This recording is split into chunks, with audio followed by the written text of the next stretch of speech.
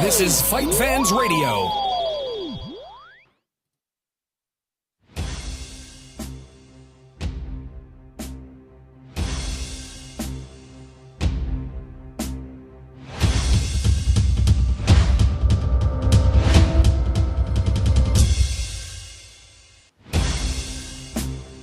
Hey, how's everyone doing today? This is one of our biggest shows we've had in a while. Yes. I'm Real DWC, aka David Carroll. Matt Jerwell P. What's up? Yes, we don't even have names no more. We go by our Twitter aliases. Yeah, we do. So today on the show, first of all, thanks for everyone who supported the Budo Jake episode from last week and all our other past episodes. Today's episode, we have Luke Harris on. Hayabusa Harris. I like his stuff. Yeah, and we got Rafael Lovato Jr. That's intense. Yeah, I mean his world champion in no-gi, Europeans, Pan Ams, ADCC like competitor.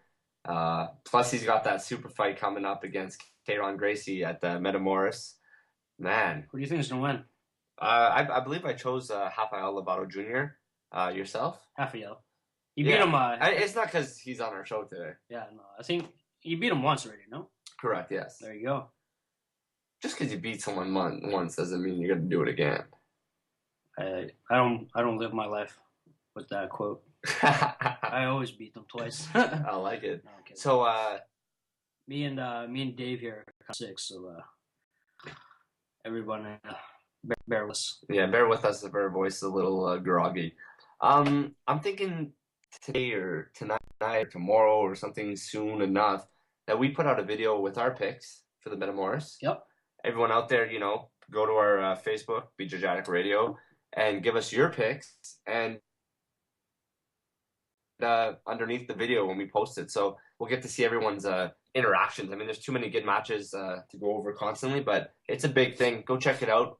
You just type in Metamoris and you'll find out a lot about that. Sorry about that, guys. Yeah, man. So today, Yeah. how was your day? And it's been an awful week. No Just a whole training. week. No training. Just eating, being sick, That's brutal. not eating sometimes. Will this cheer you up today? I already did. Oh yeah, guys, thanks to FightFans Radio for making this show happen. Also follow them on Twitter, the Facebook, the YouTube. Go subscribe, please, to our channels, the BJJ Addict Radio. If you just type us in, I think we're just spamming the internet right now with different things.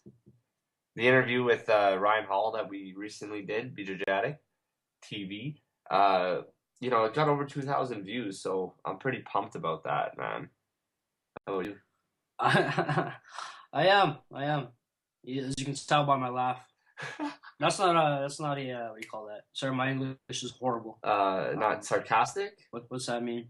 It means you're laughing for real. It came from the heart. You ever get that when someone what do you call it?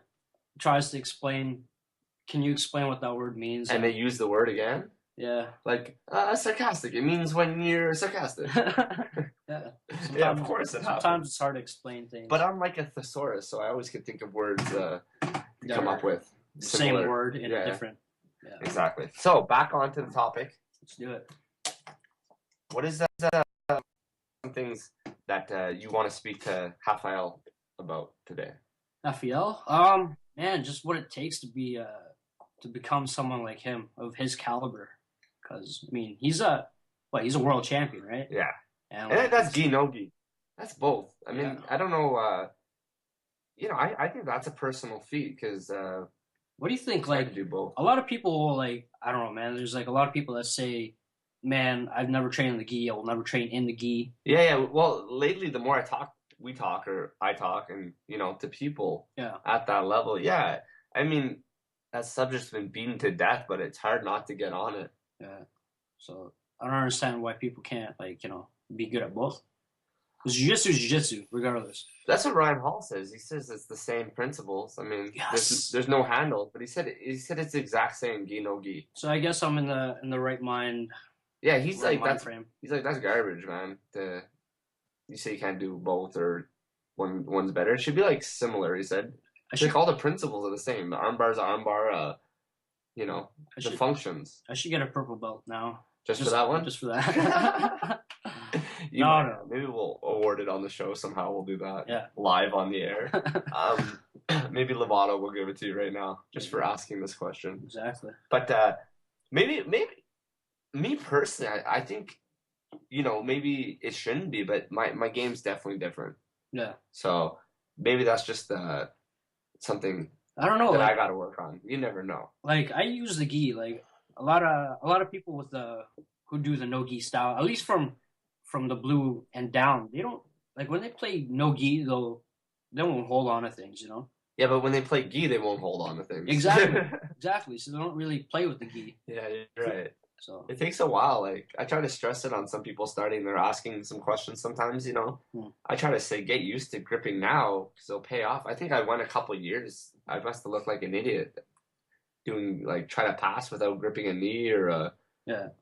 You can't just push someone's legs over. Do you think it's healthy to keep grabbing the way you grab like the gi? Long run, arthritis for your hands. Yeah, because my Have you seen my gi fingers? They're disgusting. Do you see the fingers that I don't have? Yeah, man. So no, it's it definitely my hands cramp when I'm riding with a pen or especially when it gets cold, right? Yeah, man. When it hurts when it's cold. Yeah, this is why I don't want to do jiu-jitsu. You should take up art or something. I'm an addict. I'm taking an art. Yeah, it's an art full of martial. Whoa. Yeah, it's called. This might be the worst BJJ show of all time. It's called jiu-jitsu. Hey, but I do jiu-jitsu. You're killing it right there.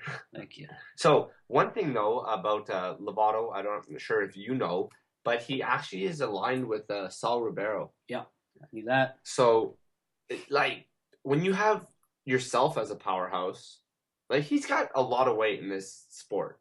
Lovato Jr.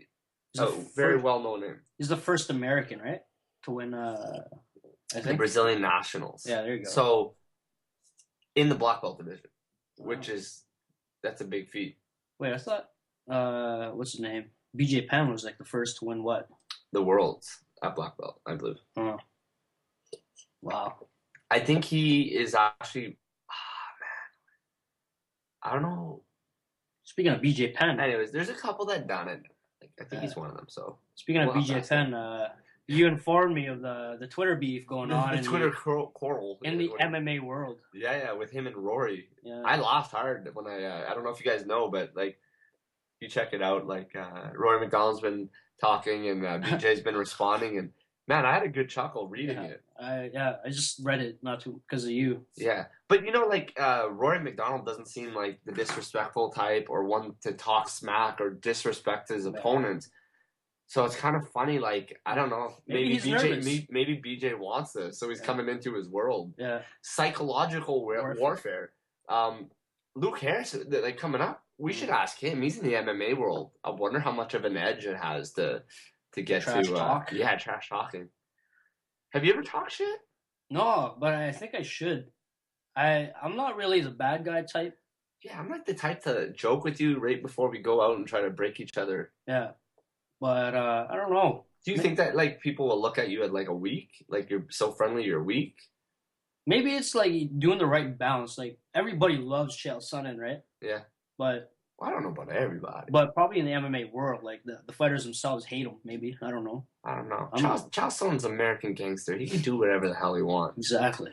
West Lynn, Oregon, the mean streets. West Lynn, Oregon. He had to see somebody litter. You know how horrible that is.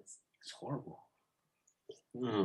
Just like our jokes, our BJJ jokes. Yeah, honestly, one day though, I think we should try to get up and try him out on an open mic. Yeah. With the comedy club. Oh, I went. Have you ever been to a comedy club? I have. Oh man, they're intense. Seeing it on TV, I don't know, the Comedy Network or whatever the American viewers are listening to. Yeah. It's funny. Live? You're like so much like you're in there. Yeah, it's a lot smaller on these venues. Yeah. Intimate. You know, it's cool seeing these guys. Maybe one day they'll grow up and like become the next Dane Cook or Louis C.K. I don't know who is your favorite comedian. This is a little off topic, but we talk so much. Who's your favorite jiu-jitsu guy? Who's your favorite comedian? I love Russell Peters. Yeah, he always cracks me. Chris Rock. Yeah, he's very good. Chris Rock. You ever hear his stuff? I actually I don't know his DVDs. Yeah, they're funny because they're true. You know. Yeah, but the whole funny because it's true bit is. I'm just kidding. I don't have nothing. That was funny. Yeah, Cat Williams. Yeah. Cat Williams, hands down, my favorite. Chappelle's good. Whatever happened to Dave Chappelle? Yo, first of all, Dave Chappelle, let me tell you something about this guy. If you have not seen it, you got to go check out, I'm sure you could YouTube it, Inside the Actors Studio. Dave Chappelle? He's on that. James Lipton is the host. I love this show. One of my addictions. Yeah. Great show. He kills this episode. You'll watch it, you won't think Dave Chappelle is crazy at all. He really is, just opens up a book and like lets everyone see what it's like to be in Hollywood. I'm sure it's pressure galore. Like, can you imagine? Yeah, man. I don't know. If I had millions in the bank right now, I'd go fucking nuts. Especially the you got a quick rise up there too, I think. Yeah. Show. Well, it wasn't like, I just like his show definitely made him to a whole new level of popularity. We were calling him, folks. Stay tuned. This moment's always nerve-wracking. Yeah, I know. It's like, who cares? Hello? Hello, Luke. How you doing? How you doing? The BJJ Addict. How you guys doing? Good. I'm Jer, by the way. And I'm David. Nice to meet you guys. Good. So, how's your day so far? Oh, it's going great. Are we live now? We are live. Nice, man. Yeah, having a great day. I got some training in this morning and then just off to the gym here again.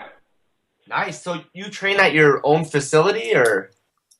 Yeah, that's correct. That's the Hayabusa Training Center in St. Albert. Nice. And I believe you have a couple big pro names there, correct? Yeah, we have, right now, UFC guys. We have Ryan Jimmo training out of the gym, Mitch Clark, and also Nick Penner. Wow, that's some good training partners. It really is. Nice. So, right off the bat, my personal thing I really wanted to ask you was, how was it receiving a BJJ black belt from Professor Robert Drysdale? Oh man, it's just a huge honor. You know, I've been training jiu-jitsu, a long time now. So I mean, it's just, I guess I'm his first Canadian black belt, so it was a huge honor. Wow. So actually, for the people that don't know you at home, can you just give a little summary of yourself first? We'll start off backwards, of course. That's how I like to do it. Yeah, sure. Sounds good. I mean, mainly, initially, I came from judo background. Started judo when I was about 8 years old and trained pretty much my whole life. Trained on the Canadian national team. Wanted to improve my ground game in judo, so got into jiu-jitsu probably 8 or 9 years ago now, and then, never really looked back, started, went off to Brazil for a while, trained Brazilian jiu-jitsu, and sort of led me to my MMA career, and I guess, MMA is really my main focus now.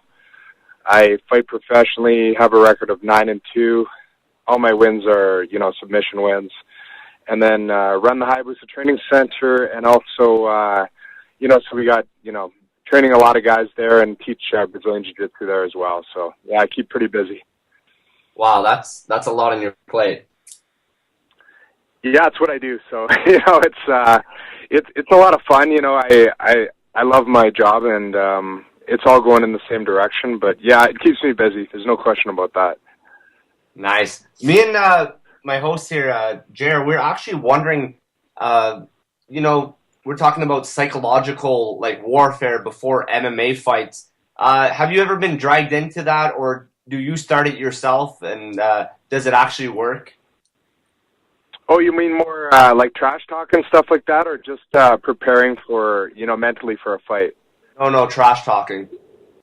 Trash talk? Yeah, no, I never really get drawn into that so much. I mean, I've had, 12 pro fights now, and I guess there's been a couple of guys who said some words and stuff like that, but it really, I don't know, I wouldn't say it really gets me riled up. For me, I do this more as a sport than, I look at it more as a sport than like a street fight or something like that.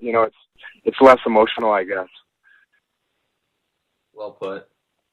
Now that you got your black belt, do you think it's necessary to earn a black belt in the sport of jiu-jitsu? Or is it just, A nice Well, comment. I don't necessarily think it's necessary, but I mean, it's definitely something, you always want to work towards. I have, I got my black belt in judo when I was in my teens, and then, recently have a black belt in Brazilian jiu-jitsu. And I mean, honestly, it's just the start of me learning a lot of stuff. It's like you receive a black belt, and I know it sounds a little bit cliche, but I mean, there's still so much more to learn. I mean, it's every day you're learning new techniques, seeing new positions, and it's awesome, man. It's by no means, the end. Yeah. What are some of your goals that you would like to accomplish in the mixed martial arts world, since that is your main focus? Yeah, for now it's my main focus. I mean, I'd like to fight in the UFC. It's I'd say it's definitely one of my goals. I'm getting to a point now where I'm fighting. I compete in the Maximum Fighting Championships and fighting sort of higher level guys. And last couple of fights I've had are UFC vets. So it's definitely a goal of mine to fight there. With jiu-jitsu and stuff, I'd probably go back to that, competing with that after my MMA career, and I definitely have some things I want to achieve there. I'd like to fight world masters and stuff like that. It's taking place this weekend, and I'm a little bit jealous. One of my students is going down, but I won't be there for this one. your main style is jiu-jitsu, correct? Yeah, judo and jiu-jitsu. Now that you do MMA, do you find that your timing is off when you do jiu-jitsu fighting MMA? Or is it still the same? Yeah, no, I mean, just with my style, it's very similar. I train probably equal amounts like gi and no gi. As I get closer to a fight, I don't train as much in the gi. But yeah, it's just I wouldn't say timing's off so much. It's just different grip and different control points when you're doing the different sports. Cool. So to keep top shape, obviously, I mean, we always ask people this question, but I think I'm always curious personally. How is your strength and conditioning program? Oh, it's good. I mean, I do a lot of strength and conditioning. I mean, right now when I'm between fights, right after like a fight, I focus on it, quite a bit. I like to. For me, I fight at middleweight, so I mean, you have to be pretty strong at middleweight, so I focus on like a lot of volume, a lot of Olympic lifts and whatnot. A lot of, as I cut out a lot of my strength and conditioning as I get closer to a fight and just get that, within training. I mean, we do, at the Hayabusa Training Center, we're so much wrestling based that it's, we get a lot of that, body on body training, so it's, it's not so much in the weight room, but we're still getting that, do a lot of plyometrics, a lot of footwork drills, all that kind of stuff. So, I mean, yeah, strength and conditioning, it's necessary, but I mean, for a guy like me with a big grappling base, I focus a lot of my effort, on my Muay Thai and my boxing, my stand-up training as well. So it's like, as an MMA, practitioner, you really have to be smart about your time. There's so many different components that you got to get in, done in a day. Oh, absolutely. With that being said, if there's someone that's coming into your training center, wants to obviously get into MMA, what would be your advice to them on the first base to start with in a martial art form? Or do you let them just start right away into MMA? Yeah, no, we have a pro team, and basically what you got to do before you join the pro team at our gym is train in the classes. So, I mean, you have to be fairly competent with your, with your hands and also with your grappling. You have to definitely have a jiu-jitsu base. Like I know at Drysdale's, they allow blue belts and up to train in their MMA class, and that's pretty much what we do as well. I mean, most guys who do MMA at my gym are at least a blue belt level, and they have to have a basic understanding of boxing, kickboxing, as well as wrestling. Just before, when we're doing our MMA training, it's more live sparring and live drills and whatnot. So it's, for all your technical knowledge, we get a lot of that in the classes. You don't really have time to explain that on the fly. Of course. Before we let you go, because I know you got to go back to doing more hard work like you've been up to, what are some things coming up for you that you'd like to let everyone know about? My big focus right now is just training, and we got a bunch of guys fighting out of the gym. So I mean, I'm coaching a lot right now. My next MMA fight will probably be in February, MFC. So that's the next thing I'm preparing for right now. A little ways off. So we got a guy fighting this Friday, and we got another couple guys fighting October 26th. So I mean, coaching and training right now is my main focus. All right, man. Well, thank you very much. Thanks for taking time out and speaking with us. It was awesome. Hey, no problem. I really appreciate you guys having me. No problem. Maybe next time we'll have a little bit longer time with you. Yeah, sounds good, guys. Take care. Good luck with your MFC fight. Yeah, thank you very much. No problem. Thank you. Keep us posted. Okay, guys. Bye. Bye. Ooh. It's crazy. It's 7:22. And we got a lot of stuff. We got one interview, talking with the man already. 7:22 and I haven't coughed yet. And it's 7:22 and I'm still being able to breathe through my nose. So that's a plus. The hardest part about doing this show sometimes is I can't just get up and go to the bathroom. Yeah.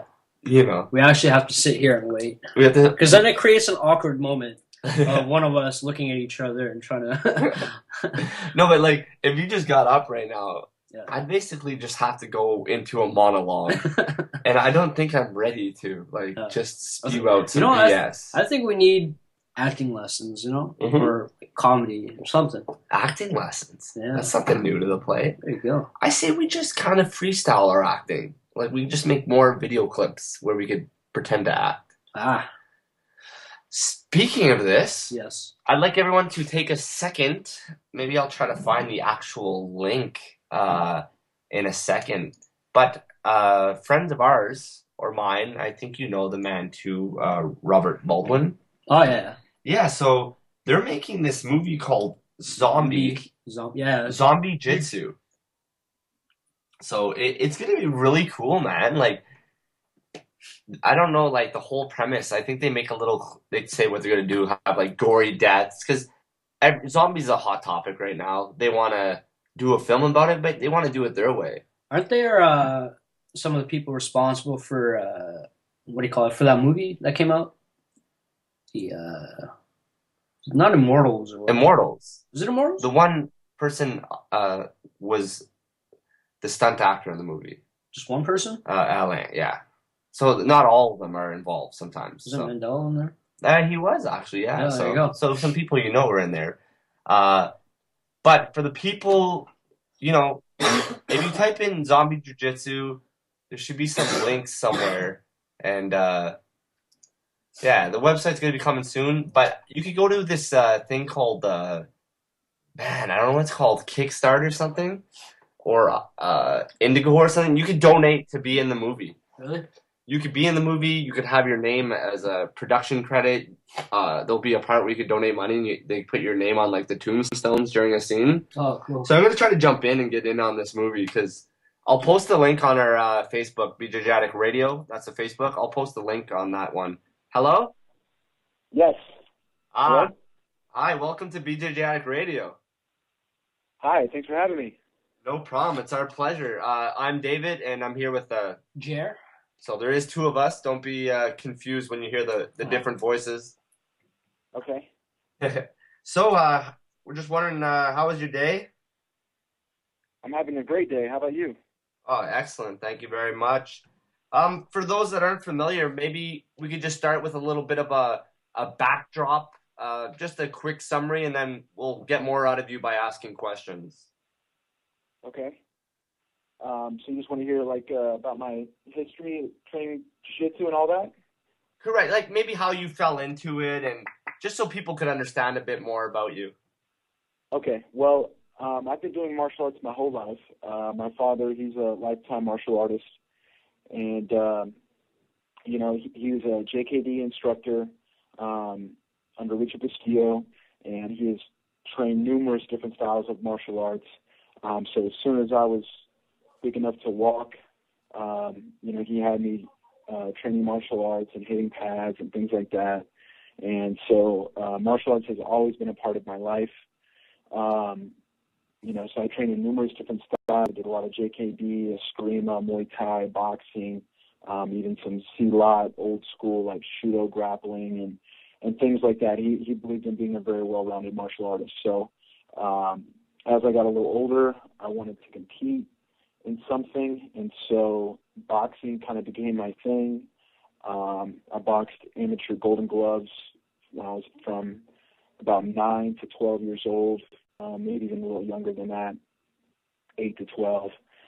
That was what my focus was, and we were still doing some grappling that we learned through JKD, and so I knew very sloppy, it was like shoot fighting style grappling and like Silat style grappling.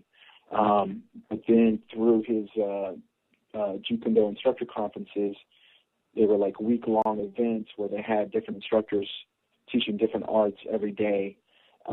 They brought in the Gracies. This was back around the mid-'90s when I was a teenager. And so my father began to learn jiu-jitsu from the Gracies. At this whole time, I was living in Oklahoma City, and my father had an academy here. And so he was traveling all the way up to California. Once he started learning jiu-jitsu, he fell in love with it. And this was right around the time of the first UFC, and so we saw how powerful it was. And so from there, it was just a struggle to learn jiu-jitsu because at that time, the only jiu-jitsu was in California, New York, and Florida, pretty much. So, being in the middle of the country, we had a long ways to go, either way you looked at it, to learn. And so he was going all the way to California. He didn't like to fly, so he was driving all the way to California to learn, and I did that drive a couple times with him. And then either the next year or a couple years later, for the next JKD instructor conference, they had the Machado brothers teach the jiu-jitsu portion. And so then my father got introduced to the Machado brothers, and he really liked them. So we were going out there to train at their academy in California. And then Chuck Norris, who was also a student of jiu-jitsu, loved jiu-jitsu, he was learning from the Machado brothers as well. And he was doing the Walker, Texas Rangers show. And so he wanted to continue learning jiu-jitsu. So he flew and brought out Carlos Machado to Texas. And Carlos started teaching at actually the station, the studio where they filmed Walker, Texas Ranger. And that was his first academy in Dallas, Texas. And that was huge for us because Dallas was only about 3.5 hours away. So it became much closer. And fast forward, we were going down there frequently. My dad became more busy with the academy, and as I got older, since he didn't like to fly, he began shipping me out pretty much, and I started flying all over the place. I went to Brazil for the first time when I was 16 years old, and basically we dedicated our lives to learning jiu-jitsu, and we became the first American father-son jiu-jitsu black belts. We were the first black belts in our state. That whole time we were just training with ourselves and building up our students here, and now I have a very accomplished team. I've taken over the academy full time, and we have numerous black belts, brown belts, and so on in our academy from where we started from scratch. Nice. That's incredible. I couldn't imagine going to Brazil at 16 years old. Was that a frightening situation? No. I went with a bunch of guys from Carlos' team down in Texas. We went for the Worlds. It was in 1999, and so I was with a bunch of people. It was definitely eye-opening to be still in high school. I was just a junior in high school, and see a third world country the way I did. So I grew up really fast. I've always been really mature for my age, and it was definitely an eye-opening experience. But it was good for me, definitely. Quick question. I don't know if this is a stereotype, but do all jiu-jitsu people, like in the, like Brazil or California, do they all surf? Because it seems so. Well, they definitely don't all surf, but a lot of them do. I think, it's just kind of a natural thing, with Brazilians being by the beach, a lot of them surf at one point in time or another. But not all Brazilians live by the beach. There's plenty of Brazilians out there that have never surfed. And, but I think if you live in California and, you train jiu-jitsu, you kind of feel that vibe to, eat acai and go surfing and other stuff like that. So. Nice. So, Rafael, last fight, you beat Kyron Gracie. I'm wondering, what have you been doing this time to ensure that you'll get another W? I've never faced Kyron Gracie before. I apologize. I assumed that this was a rematch for some reason. No, we've never faced each other. All right, so Metamoris, October 14th, you're fighting Kyron Gracie for the first time. What have you been doing to make sure you get this W? Basically doing what I always do. Just, training really, really hard. I'm really excited for this event because of the rules. 20 minutes, only thing that counts is submission. I think that is very exciting for me. I feel very comfortable with those rules. I'm really excited to let my game open up, not have to be concerned about making sure I get points and making sure I don't let the other guy get points or advantages or things like that. I'm just going to open up my game and I feel in great shape right now. I'm very confident with my technique, and I'm just excited to open up and go for it and walk away with a submission win. But as far as what I'm doing, just doing same old thing, lots of hard training, a lot of conditioning. Of course, I always study my opponents. I'm very familiar with Kyron's game. We were supposed to face each other, which may be why you were confused. We were supposed to face each other earlier this year at the first World Jiu-Jitsu Expo. We had a super fight scheduled, but he got hurt. And so Lucas Leitch came in, and that's when I faced Lucas Leitch.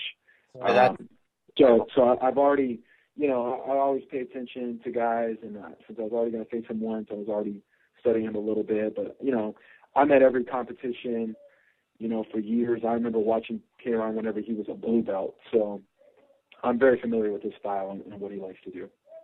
What does it mean to be part of an event like Metamoris?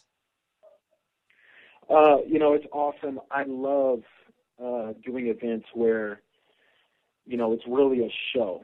And, the super fight, there's an awesome super fight card. I've had the privilege of being a part of some other events like this, the Budo Challenge, the PSL, Professional Submission League that was around back in 2006. And it's always a lot of fun to, really be a part of a show and have the fans there and want to give them a good show and the energy. And I like only having to focus on one match. That's nice. You can give everything in one fight. You don't have to worry about a tournament or going and competing on multiple days and things like that. So, it's always really exciting, and this is turning out to be a very professional event. They're doing these awesome countdown shows and really helping promote the event and the fighters. And so I'm just very, very happy to be a part of it. I'm really excited to put on a show for everybody. Nice. Those are some of the best countdown shows I've ever seen. I'm getting so excited watching them every day. When's yours coming? They filmed mine last week. I imagine it should be up by the end of this week. maybe first thing next week, but it should definitely be very soon. So they came out last week and filmed. They got me doing conditioning and a lot of training and, interview. I'm on the mat, all that. So they got a lot of cool footage. I'm really excited for everyone to check it out. You're obviously in the highest level of jiu-jitsu. What's an important quality to have in order to compete at the highest level of jiu-jitsu? Well, there's a lot. It would be hard to just say one. Dedication in every sense of the way. I mean, you have to sacrifice a lot. It's going to take a lot of time, just to get to black belt. It's its own journey. And then getting your black belt and working your way to becoming a black belt world champion and then staying on top, that's a whole other part of the journey. So it takes a lot of dedication, a lot of sacrifice, a lot of hard work, a lot of years of hard training. And,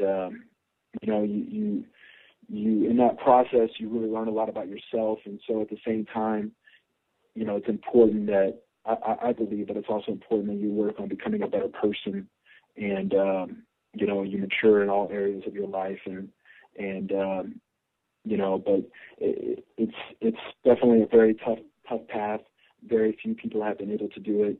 As far as Americans, just myself and BJ Penn are black belt world champions. And just, as far as Americans winning at the black belt level in general, I'm the only American to have ever won the black belt adult divisions at the Pan Ams, at the Europeans, at the Brazilian Nationals.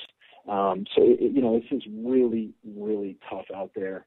And it's indescribable to compete at that high level with the gi.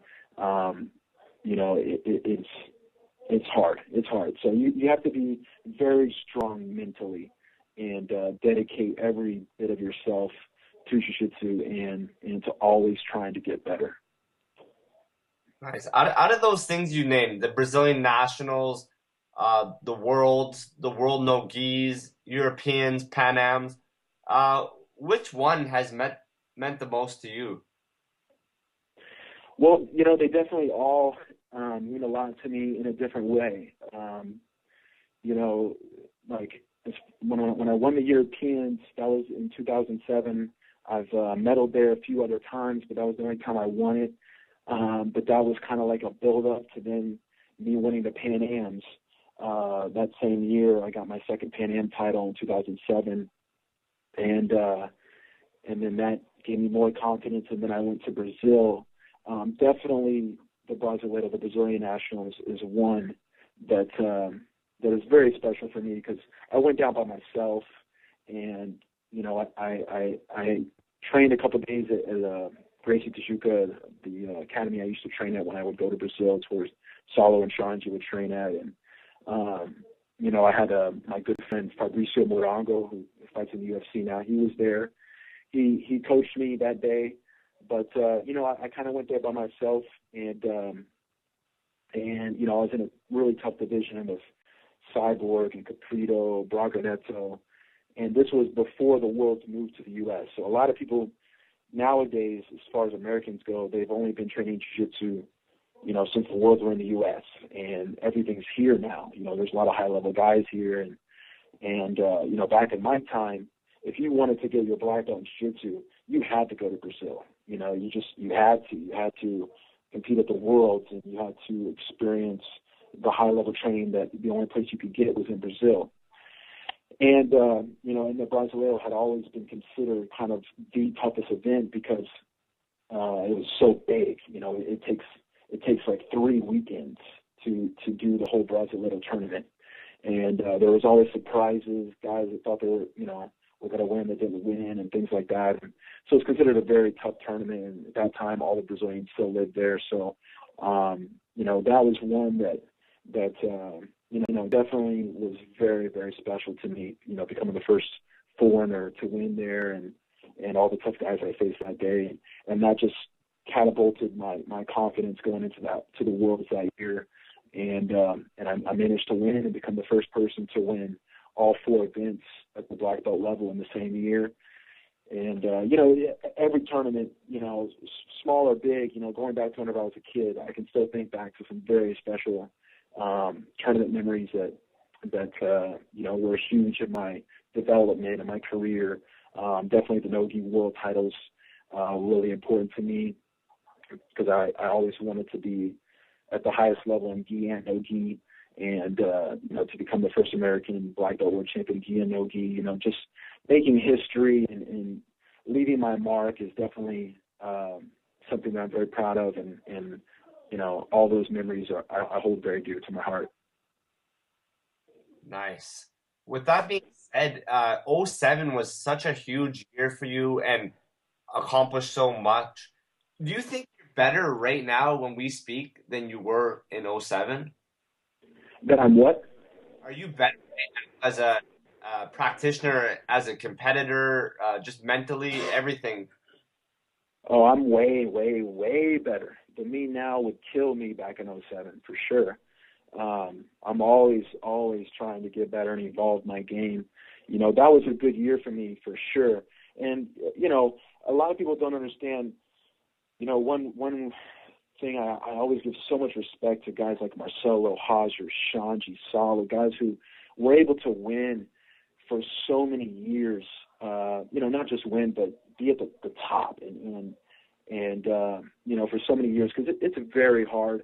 At that point, there's still a lot of people that weren't familiar with me, and it's definitely an advantage to be kind of the new guy, and you have that hunger. People aren't familiar with your game quite yet. They haven't studied you a lot, and it's definitely harder to stay at the top, than what it is to get to the top. And I've been able to medal every year. I have 6 world black belt medals, so I'm always at the top. Unfortunately, I haven't got my second gi world title yet. That's the one thing that that and ADCC, I guess, are a couple things that still kind of get me a little bit that I haven't been able to achieve. But it's tough out there. I am fortunate to be able to have medaled in 4 different weight categories at the world, so I feel that that's an accomplishment in itself. And my jiu-jitsu can go against any size, any game, and still be successful. But it's hard. It's really hard. You see it all the time. Like Rodolfo was unbeatable, so everyone thought, and then now there's a new absolute world champion, and there's always new, young, hungry guys coming up, and you never know. So it's really hard to continually win gold, and you got to give it up to the guys who have been able to do that in the past. Agree. Do you think it's harder or easier to make a career off of jiu-jitsu now than, say, 10, 20 years ago? Well, it's definitely easier now. Easier and harder. Easier in the fact that, there's way more, media and all the events are streamed, and, you can get your name out there so much easier. I mean, now you hear about guys, the blue or purple belt, you know what I mean? Like you start hearing about really successful competitors just when they're purple belts, and then those guys go on to be future champions. But that's definitely an advantage. I mean, to be a purple belt and your name is so big that you can get sponsors and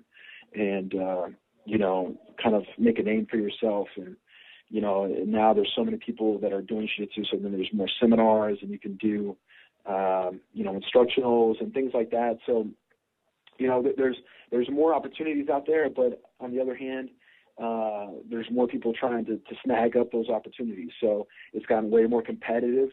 You see, guys at blue, purple belt who are already just full-time jiu-jitsu guys, just training and competing, and that's all they do. So, you can used to only find that in Brazil, people that just train. Now it's all over the place. There's Americans, Europeans, everywhere, people that just train. So it's a lot more competitive, especially at the lower belts, at all belts, obviously, but the black belt has always been hard. And now it's even harder, but the purple belts and stuff like that, I believe, has gotten even way more competitive than what it was in my time.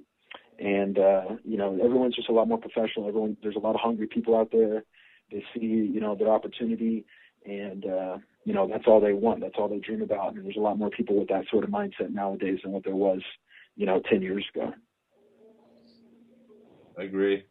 So that was true. You touched on instructionals and stuff. You yourself, pressure passing system. Can you explain to people how that differs from saying other people's passing?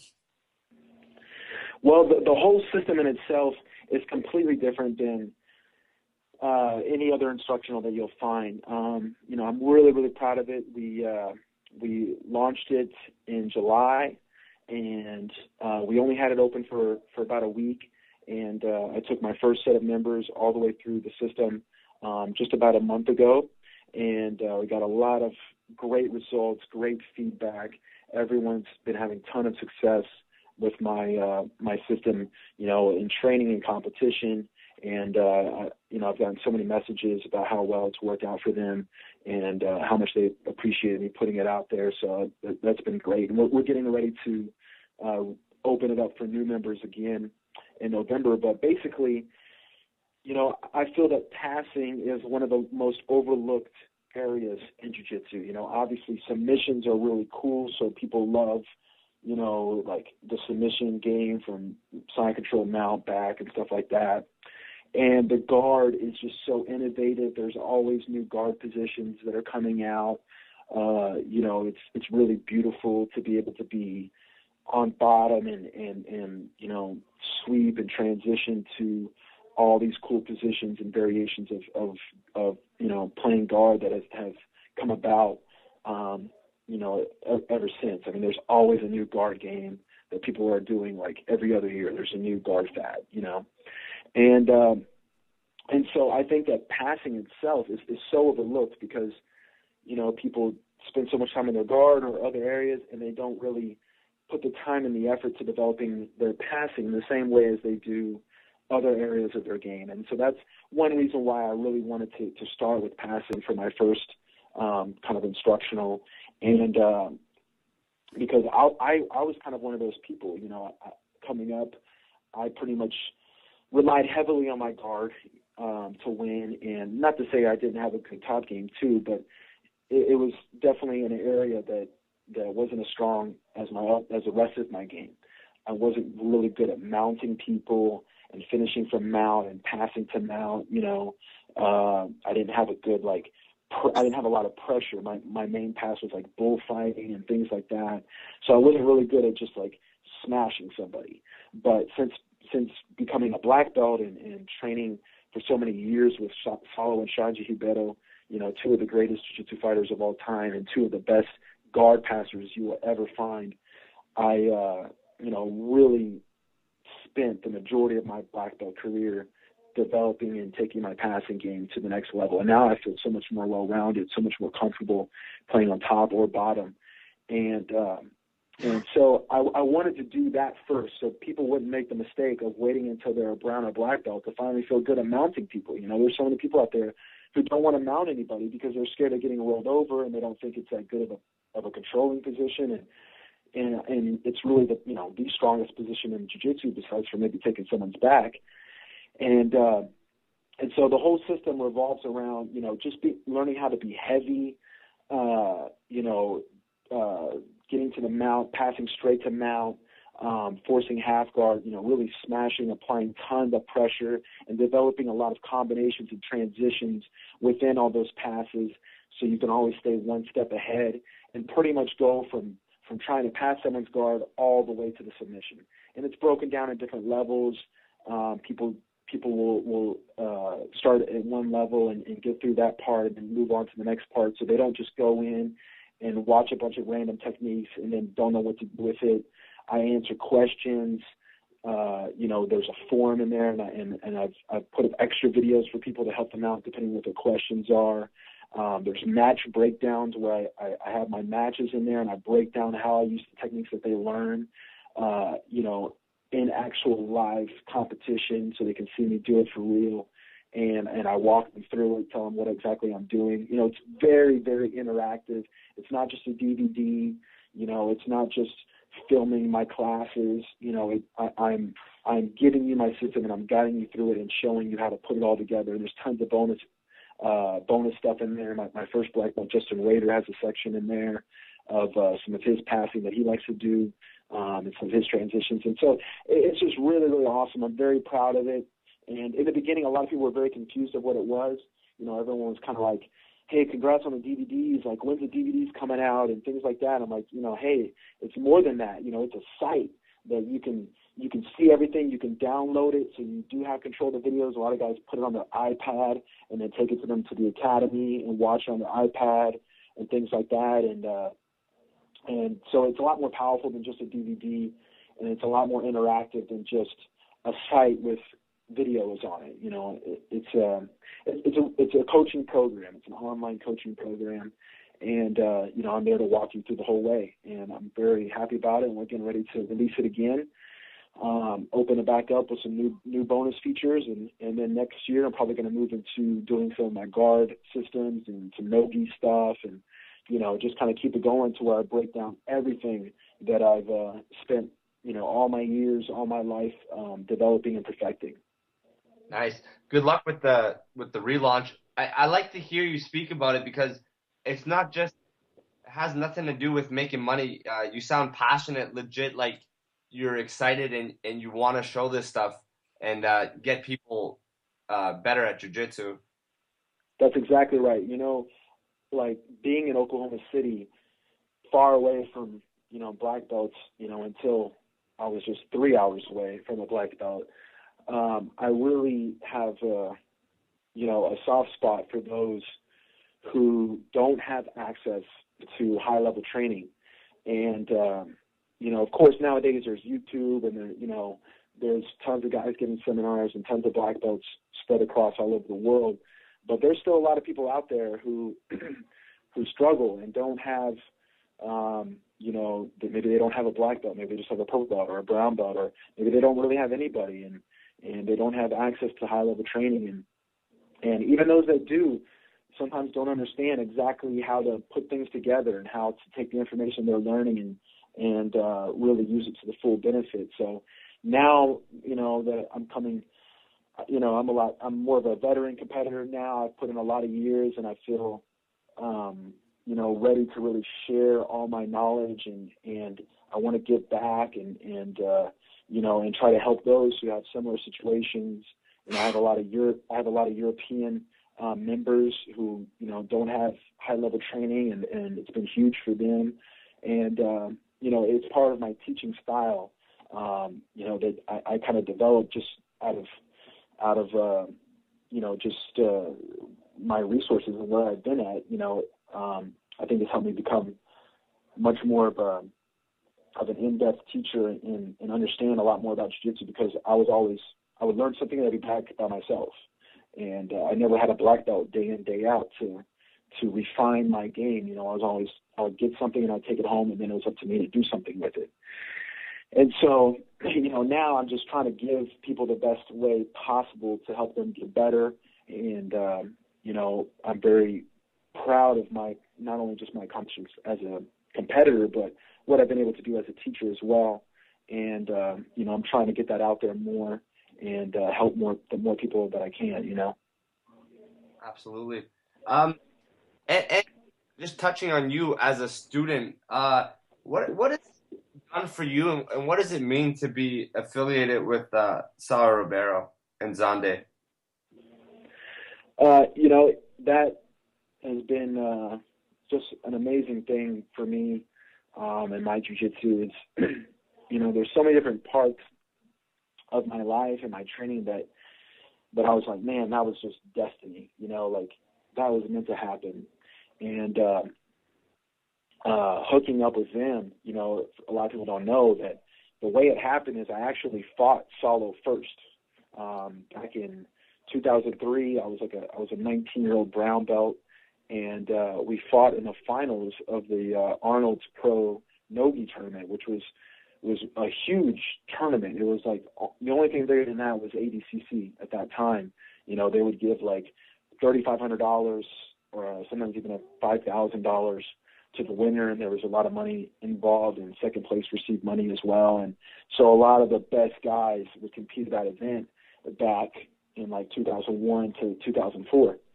Huh. And so I was so excited. I was a brown belt. You know, I got to get into the tournament, and I knew Saulo would be there.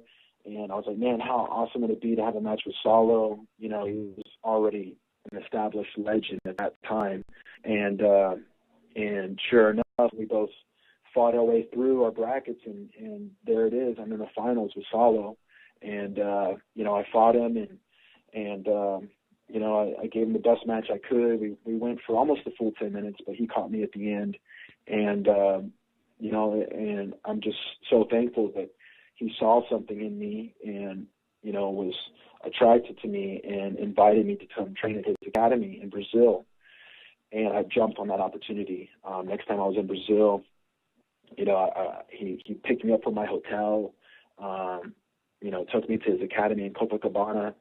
And, you know, there I was training with him and his guys, training with Shanji in Brazil. And from then on, I was hooked. Once I got to taste it and feel it and see it, I was like, man, this is something else, and I want to be a part of this. And from there, you know, everything just grew, you know, to having him out for seminars, and I continued to train. The next year, I spent a few months in Brazil and actually trained with Shanji like every day. You know, then I was just so fortunate to represent them, and you know, just have that high level training day in, day out.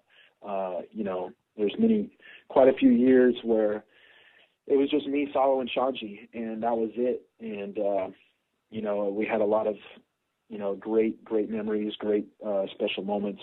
All of us training together and going to competitions together. I'm happy that I got to be a part of kind of Saulo's last few years where he was an active competitor, and I got to be there for Shanji's kind of explosion into one of the best. And I was right there side by side with both of them during that time, and I just learned so much from them. And you know, my game just skyrocketed after, you know, getting access to them and getting that training with them. And I'll forever be grateful. And you know, they're two great guys, and you know, you can't deny the level of jiu-jitsu they have. I mean, Saulo is just, the guy's, you know, he's a master. I mean, even though he's in the senior 1 division, I would still put money on him to at least get to the finals of the adult division, even now. You know, after, you know, like 15 plus years of being a black belt. Wow, that's awesome. Would you say you learned more as a black belt than you have all your other previous belts combined? Like, does the journey really begin at black belt? I know it's a cliche saying, but I was just wondering. Oh, most definitely. Most definitely. You know, of course, I've been a black belt for 8 years now, so I've spent just about the same amount of time at the lower belts that I have as a black belt. And I've done more world championships as a black belt than what I did at all the other belts. So I've been a black belt for a long time. But I mean, the point of jiu-jitsu is to see it through. It's a personal journey, and the whole battle, you know, is to not quit.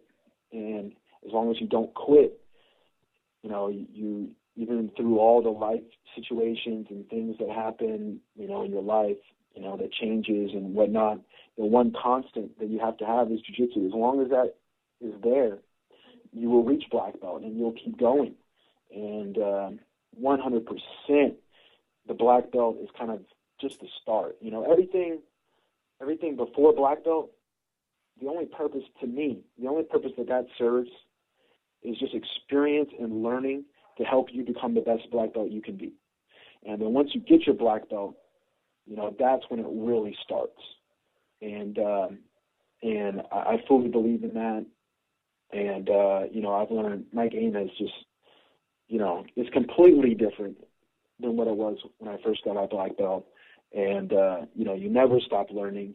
And from there, I mean, I'm still excited to keep learning and keep developing. You know, I'm still making changes in my game and refining my jiu-jitsu, and I mean the whole goal is to get as close as to perfection as you possibly can, but perfection is unattainable, so it never ends. You're always, you know, for me, I like to tell my students that they're all artists, and your jiu-jitsu, your game is your masterpiece, and it's going to be not like anyone else's jiu-jitsu. I mean, that's your fingerprint, that's your thing. Even though you guys may do the same technique, no two bodies do it exactly the same, and maybe your transition is different after that technique than the other person's. And, you know, so your game, your jiu-jitsu is completely unique to you, and it's your life's work. You're always going to be, you know, making a little change here, a little change there, change the color over here, add this in over there, and that's your masterpiece. And I believe that it's not just about winning competitions with your jiu-jitsu, but it's about being as well-rounded, being able to understand and break down the concepts, the philosophies of each position, and be able to spread that to others, and, you know, just be as complete as possible. Just like I said, that I believe that you should also be trying to become a better person and using jiu-jitsu to help you, those experiences in jiu-jitsu help you become a better person, and vice versa. I think, you know, there's no end. Like, you have to be as complete as possible, a complete person as possible, have a complete jiu-jitsu as possible. It's not just about having the right techniques to win competitions. For me, I use the competitions as a way to help keep making my jiu-jitsu better, because it's a challenge, and I'm going to figure out where my mistakes are and what I need to work on, and that never ends. You know, I lose matches, so I can still get better, and that's really, you know, what it's about for me, and that's why I'm never going to stop training jiu-jitsu, and I'll be out there competing until I have to roll in my wheelchair to the mat, you know. That'd be quite the scene. So, on my website, the BJJTV.com, I've been doing write-ups on the Metamoris matchups, and the pros weigh in on the super fights. And for yours, there's a lot of people picking you. Man, Roy Dean picked you. I thought that was the coolest thing, like having Roy Dean break down a fight or give some picks. So he says that it's going to be the battle of triangles. That's his quote. So, one last thing, and then we're going to have to let you go because our show has got to wrap up. If you could give advice to a white and the blue belts, what would it be? Understand a few things. First, everyone is going through what you're going through right now. Everyone has been through that. And, you know, you don't want to, you know, a lot of people, they look at the black belt and they're like, they make it so unattainable. They you know, they really like see that person. I mean, obviously they've done something that's very hard and rare, and you know, so you should look up to that person. But a lot of people just think that it's not possible for them. But everyone started exactly the same point. Everyone was a white belt, and you know, I think when someone goes through a frustration or one of those, you know, valleys, I mean, because in jiu-jitsu you're going to be filled with peaks and valleys. You know, where sometimes you're going to feel like your game is on, other times not. You know, and the whole point is, I mean, that's the test. I think that's the real test, you know, is how you deal with that. Can you get through that? Can you stay consistent? Can you keep coming to class and keep working on getting better, despite, you know, whatever else may be going on in your life or how you feel with your jiu-jitsu. You know, too many people compare themselves to others. They see someone else who started at the same time, and maybe they're getting promoted a little faster. Maybe they're winning a few more tournaments, and they think, oh, it's just not for me, you know, stuff like that. But that's not true. You can't compare yourself to the other people because, I mean, for me personally, I wasn't a world champion at any lower belt, but I was a black belt. So if I look at all the world purple belt world champions when I was a purple belt and thought, man, you know, those guys are doing it, or the black belt world champions at that time who were winning, who had won at every other belt, and thought, oh, well, I can't become a black belt world champion because I didn't win at the lower belts like they did. You know what I mean? That's not the case. Everybody's journey is different, and it's unique to them. So you don't want to compare yourself to others. You don't want to, let the frustrations and everything take over. Stay on the path and, just try to get a little better every time you're on the mat. That's the most you can do. And, obviously you want to try to get way better. But if you can just get a little better, then you're one step closer to black belt than what you were the day before. And so keep that in mind. A black belt is a white belt who never quit. So, enjoy your journey. Find a way to love it and just stick with it, because, in the end, you'll never feel so proud and tying on that black belt even after 8 years, man, it still feels pretty good, Mm-hmm. That was awesome. That's great advice. So before we I just want to know, give you a chance to just kind of promote whatever you want, tell people your Twitter, new websites, just so they can get a little bit more in touch with you and keep track of you and follow what you're up to. Yeah, definitely. That'd be awesome. All right. Well, the instructional that I talked about, everyone can go sign up and get on the list for that and get all the information, free videos, be up to date on when we're going to re-release that.